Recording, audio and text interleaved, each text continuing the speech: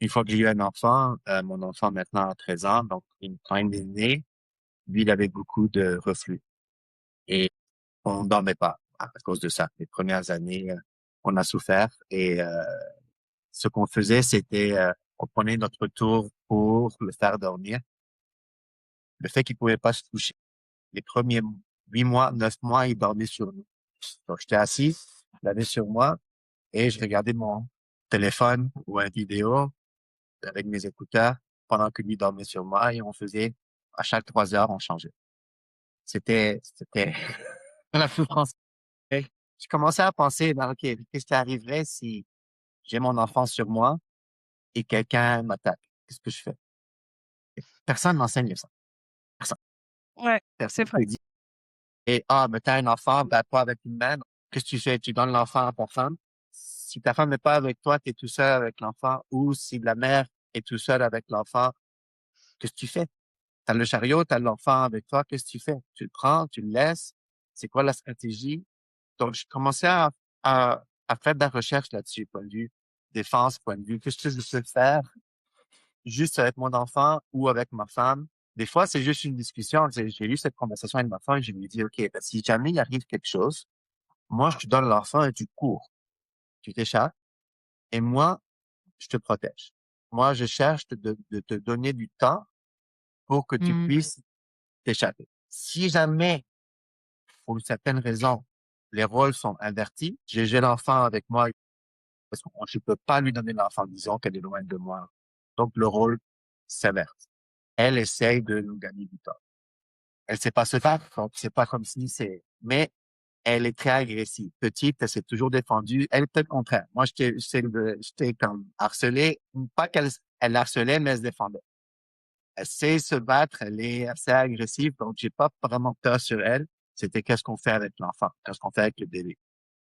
Et petit à petit, ben, l'enfant grandit, ben, merci à Dieu, il y a rien n'est arrivé.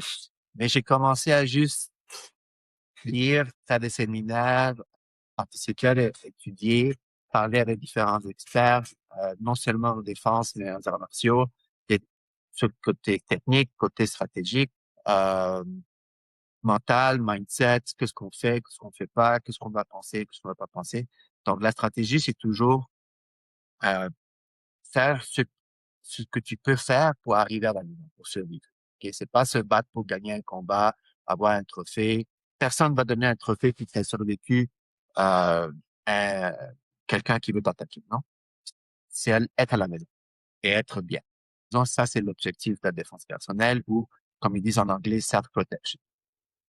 Comment quand je parlais de ça avec ma femme, prends l'enfant, tu cours. Et je te veux à la maison le plus vite possible.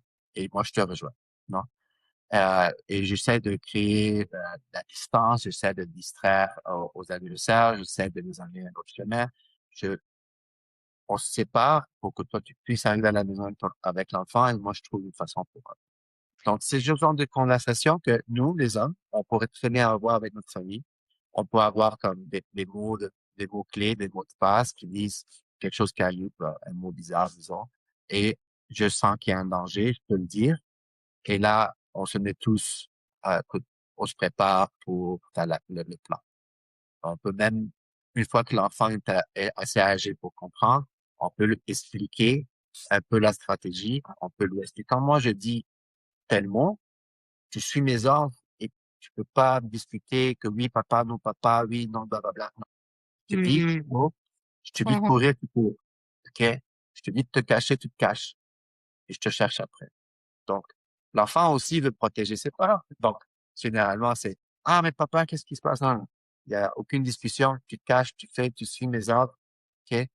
Et c'est pas le moment de discuter en train de voir quelles options on a. Non, le plan, c'est ça. Tu suis ce que je te dis.